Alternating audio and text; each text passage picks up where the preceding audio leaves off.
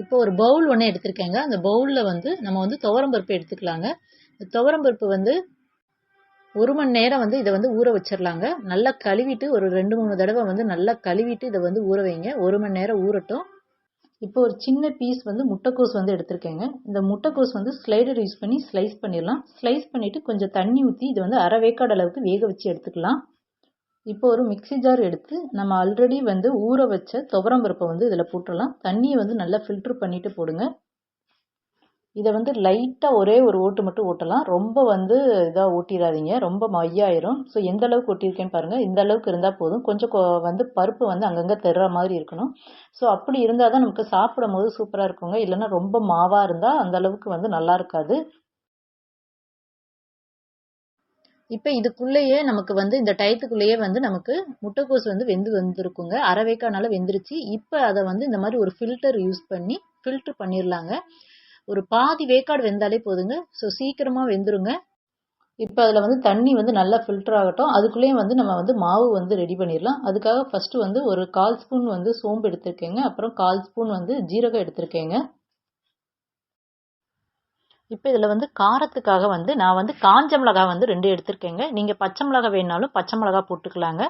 So காஞ்ச மிளகா போடும்போது இதோட டேஸ்ட் வந்து வேறு மாதிரி இருக்கும். ஸோ அதனால் நான் வந்து காஞ்ச மிளகா எடுத்திருக்கேன். ஸோ காரத்துக்கு தகுந்த மாதிரி நம்ம காஞ்ச மிளகா கிள்ளி போட்டுடலாம். இது வந்து ரொம்ப டேஸ்ட்டாக இருக்குங்க. அதாவது முட்டைக்கோஸில் தான் வடை செஞ்சீங்கன்னு சொன்னீங்கன்னா யாருமே நம்ப மாட்டாங்க. அந்த அளவுக்கு சூப்பராக இருக்குங்க. இப்போ வந்து காஞ்ச மிளகா போட்டாச்சு. அதுக்கப்புறம் வந்து வெங்காயம் வந்து கொஞ்சம் தாராளமாக போட்டுக்கலாங்க. நான் ஒரு 4 வெங்காயம் வந்து கட் பண்ணி வச்சுருக்கேங்க, பெரிய வெங்காயம். அதை வந்து சின்ன சின்னதாக ஸ்லைஸ் பண்ணியிருக்கேன். அதை வந்து நம்ம போட்டுடலாம். அதாவது நம்ம எடுத்திருக்க வெங்காயத்தோட குவான்டிட்டி வந்து நம்ம எடுத்திருக்க கோஸுக்கு ஈக்குவலாக இருக்கும் போது நமக்கு நல்லா வந்து சூப்பராக இருக்குங்க. இப்போ கோஸில் வந்து நம்மளுக்கு தண்ணியெல்லாம் வந்து நல்லா ஃபில்டர் ஆயிடுச்சுங்க. நல்லா ட்ரை ஆயிடுச்சு. இப்போ அந்த கோஸை வந்து நம்ம இதோட ஆட் பண்ணிடலாம். அதுக்கப்புறம் வந்து நம்ம ஆல்ரெடி அரைச்சி வச்சுருந்த துவரம் பருப்பு அரைச்சி வச்சுருந்தோம்ல, அந்த இதை வந்து இதோட சேர்த்துடலாம். இதில் முக்கியமானது வந்து மாவு வந்து நல்லா மைய அரைச்சிடாதீங்க. லைட்டாக வந்து அரைச்சாலே இந்த மாதிரி வந்து ஒரு சின்ன வந்து உரல் எடுத்துக்கிறவங்க, அதில் வந்து ஒரு 4-5 பூண்டு பல் வந்து தோலோடு வந்து இடித்து போடுறாங்க. ஸோ அப்படி போடும்போது வந்து நமக்கு வந்து டேஸ்ட் வந்து நல்லா இருக்குங்க. இதில் வந்து கோஸும் வேக வைக்கும் போது பாதி வேக்காடு, அதாவது கொஞ்சம் வந்து நரிச்சு நரிச்சுன்னு இருக்கிற அளவுக்கு வேக வச்சா போதுங்க. ரொம்ப வேக வச்சிட்டிங்கன்னா அது இந்த மாதிரி குழஞ்சுடுங்க. நான் இதில் வந்து பூண்டோட தோலை வந்து ரிமூவ் பண்ணலைங்க. அப்படியே தாங்க வச்சு 1-2 வந்து தட்டி போட்டிருக்கேன். இப்போ இதுக்கு தேவையான உப்பு வந்து போட்டுடலாங்க. அதோட வந்து ஒரு 1/4 சிட்டிகை வந்து பெருங்காயத்தூளும் இதோட போட்டுடலாங்க. இப்போ உங்களுக்கு வந்து பார்த்தாலே தெரியும், அந்த கோஸுக்கு ஈக்குவலாக வந்து நம்ம வந்து பருப்பும் அட் த சேம் டைம் வந்து வெங்காயமும் போட்டிருக்கோங்க. ஸோ எல்லாமே 3 வந்து ஓரளவுக்கு ஈக்குவல் குவான்டிட்டியாக இருக்கும்போது நமக்கு வந்து நல்ல டேஸ்ட் வந்து நம்ம எதிர்பார்க்கறத விட அவ்வளோ டேஸ்ட்டாக இருக்குங்க.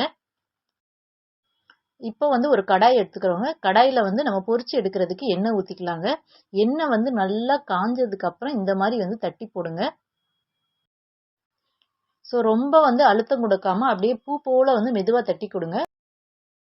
போட்டதுக்கு அப்புறம் வந்து ஒரு சைடு வந்து வெந்ததுக்கு அப்புறம் வந்து கரண்டியை வச்சு திருப்பலாங்க. அதுக்கு முன்னாடி நம்ம வந்து திருப்பினோம்னா அந்த கோஸ் இதெல்லாம் வந்து பிரிஞ்சு பிரிஞ்சு வந்துருங்க. ஸோ அதனால் ஓரளவுக்கு வெந்ததுக்கு அப்புறம் அது நல்லா வந்து கலர் வந்து கிடைக்குங்க. ஸோ இப்போ வந்து பார்த்தீங்கனாலே தெரியும், நல்லா ஒரு சைடு வெந்துருச்சு. இப்போ நமக்கு திருப்பினோம்னா வந்து அது வந்து பிரிஞ்சு வராமல் இருக்குங்க. ஸோ எவ்வளோ சூப்பராக வந்திருக்குன்னு பாருங்கள். ஸோ யூஸ்வலாக வடை சாப்பிட்றத விட இந்த மாதிரி வந்து வடை செஞ்சு கொடுத்தீங்கன்னா டேஸ்ட்டும் சூப்பராக இருக்குங்க. இன்னொன்று வந்து கோஸ் விரும்பி சாப்பிடாதவங்க கூட வந்து கோஸ் வந்து விரும்பி சாப்பிடுவாங்கங்க. ஸோ அந்த அளவுக்கு டேஸ்ட்டாக இருக்குங்க. ஸோ நீங்களாக தான் சொன்னீங்கன்னா தான் தெரியும் இது வந்து முட்டைக்கோஸ் வச்சு செஞ்ச வடைங்கிறது. இல்லைன்னா அதுவரை யாராலையும் கண்டுபிடிக்க முடியாது. ஏன்னா டேஸ்ட் வந்து அவ்வளோ சூப்பராக இருக்குங்க. இந்த வீடியோ பிடிச்சிருந்தா ஒரு லைக் போடுங்க. முடிஞ்சால் வந்து ஒரு சப்ஸ்கிரைப் பண்ணி சப்போர்ட் பண்ணுங்கள். Thank you so much.